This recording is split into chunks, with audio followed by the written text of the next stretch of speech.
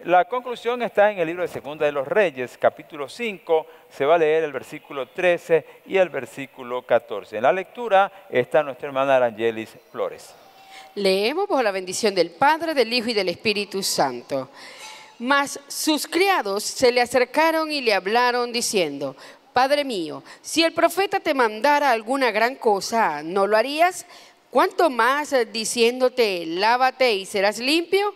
Él entonces descendió y se zambulló 7 veces en el Jordán, conforme las palabras del varón de Dios, y su carne se volvió como la carne de un niño y quedó limpio.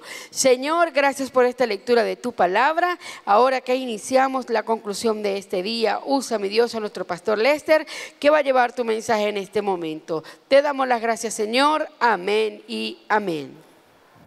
Nos encontramos en uno de los episodios de las Sagradas Escrituras que me fascinan, nos muestran claves para recibir el milagro, para recibir milagros.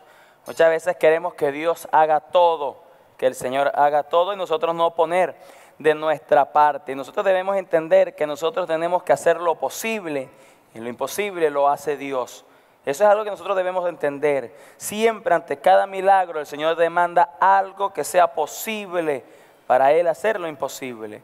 Jesucristo vio a aquel hombre que había nacido ciego de nacimiento, le untó los ojos con un lodo que hizo con saliva y le dijo: ve a lavarte en el estanque de Siloé. Tuvo que caminar de 3 a 5 kilómetros, de allá regresó viendo, porque el hombre hizo lo posible, el hombre era ciego, pero le funcionaban las piernas le funcionaban. El hombre caminó hasta el estanque de Siloé y se lavó y regresó viendo. No se lavó en cualquier estanque, no pidió un poquito de agua para lavarse, no, él hizo lo posible en hacer lo que el Señor le había mandado. Nosotros tenemos que aprender a hacer lo posible, que lo imposible lo hace Dios. Una mujer tiene a su joven hija enferma e hizo lo posible, buscó al Señor Jesucristo, caminó 120 kilómetros de Sicar, caminó hasta donde estaba el Señor Jesucristo. Cuando llegó a donde estaba Jesucristo, le dijo: no, vete, porque la comida de los hijos no se la voy a dar a los perrillos. Entonces ella dijo: no, Señor, no te preocupes, que yo sé que aún los perrillos comen de las migajas que caen de la mesa de los hijos. Y el Señor le sorprendió esta fe y le dijo: vete, que ya tu hija está sana, ya tu hija se ha salvado. Esta mujer regresó. Cuando regresó, preguntó a qué hora se había sanado la muchacha. Se había sanado aquella hora en la cual Jesucristo había dado la palabra. Pero ¿cómo recibió ella el milagro de su hija? Porque hizo lo posible de caminar. Hizo lo posible de caminar para recibir un milagro. Hay muchas veces personas que quieren recibir milagros en su vida, pero no se atreven a caminar para la congregación. No se atreven a caminar para el culto, no caminan al matutino, no caminan a una vigilia y quieren que Dios haga milagros portentosos en su vida. Entonces, tú quieres un milagro en tu vida, tienes que acostumbrarte a hacer lo posible,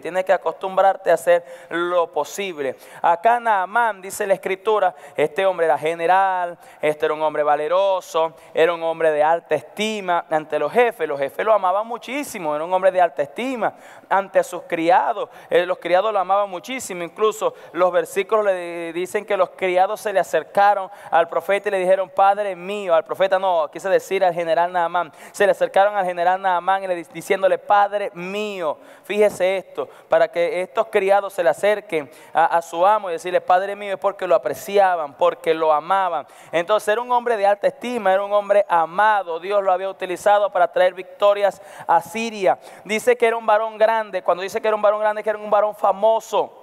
Era famoso, los niños querían ser como Naamán. Ellos decían: yo cuando crezca, yo quiero ser como Naamán, yo quiero ser como ese hombre, yo quiero ser como ese general. Y a lo mejor Naamán pasaba por las calles y salían los niños corriendo a abrazarlo. Y íbamos a tomar una foto que estaba para el Facebook, ahí estaba para el Instagram. Imagínense las redes sociales en aquel entonces. Era un hombre famoso, era un hombre de alta estima, era un varón grande. Pero tenía algo, era que era leproso.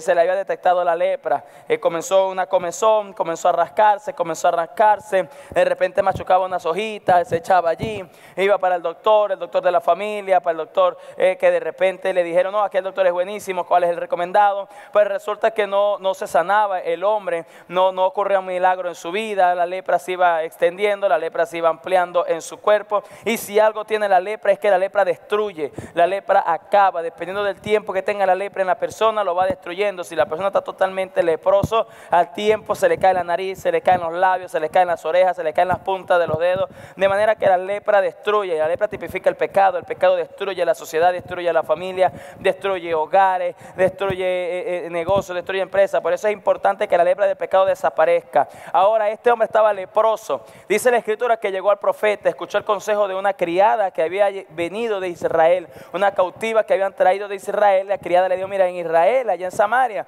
hay un profeta. Yo estoy seguro que si tú vas para el profeta, ya has ido para los brujos, ya has ido para otros dioses, no te ha sanado, pero ve al profeta. Cuando vayas para donde el profeta, él te va a sanar. Dios lo va a utilizar para sanarte. Y este hombre se fue con su carro, agarró su mejor carro, llevó cartas, llevó ofrendas, porque a los profetas se les llegan con ofrendas. No te presentarás a la casa de Dios con la mano vacía. El hombre llegó a donde estaba el profeta. Y entonces cuando estaciona el carro al frente del profeta, él se estaba imaginando, no, el profeta va a llegar y se va a levantar, va a extender su manto y va a decir: en el nombre de Dios te sana. Esa era la imaginación que el hombre traía. Resulta que el profeta a lo mejor estaba acostado en un chinchorro y le mandó al criado y le dijo: mira, vaya y dígale a ese hombre que se meta 7 veces en el Jordán. Ni siquiera salió el profeta. Prácticamente se derrumbaron todas sus imaginaciones. Este hombre, cuando recibe esta palabra, se va enojado. Dice la Escritura que se fue furioso, se fue enojado. Es que no hay acaso mejores ríos allá en Siria, allá en Damasco. Habana y Farfar no son mejores ríos de Damasco, no son los mejores ríos que ese río que me está mandando ese profeta al Jordán. Y el que me meta 7 veces. Fíjese, la orden era fácil, la orden era clara, la orden se podía hacer. La orden era: métete 7 veces en el Jordán. Zambúllate 7 veces. Era algo sencillo. Si el profeta le hubiera dicho aquí al general: mira, tienes que ir al cielo y conseguirme una estrella para que ocurra el milagro, eso era imposible. Eso es algo imposible. Ahora él le mandó a hacer algo posible: métete 7 veces en el Jordán. Eso es posible. El hombre no se quiso a la primera, no quiso. El hombre se había ido enojado. Los criados hablan con él y le dijeron algo interesantísimo. Le dijeron: mira, si el profeta te hubiera demandado una gran cosa. Esto de gran cosa es algo difícil, porque a veces entre lo posible Dios demanda también lo difícil, pero ya ese es otro tema, ya eso lo cobra en dólares. Estamos con lo posible, tenemos que hacer lo posible. Pero los criados le dijeron: mira, si el profeta te hubiera mandado algo difícil, no lo hubieras hecho, no lo hubieras realizado. ¿Por qué no te metes en el Jordán, chicos? Eso es facilito, eso es posible. El hombre fue al Jordán y se metió 7 veces, dice el verso 14. Entonces descendió y se zambulló 7 veces en el Jordán. El hombre hizo lo posible. Lo imposible lo hizo Dios. Sigue diciendo el versículo: conforme a la palabra del varón de Dios.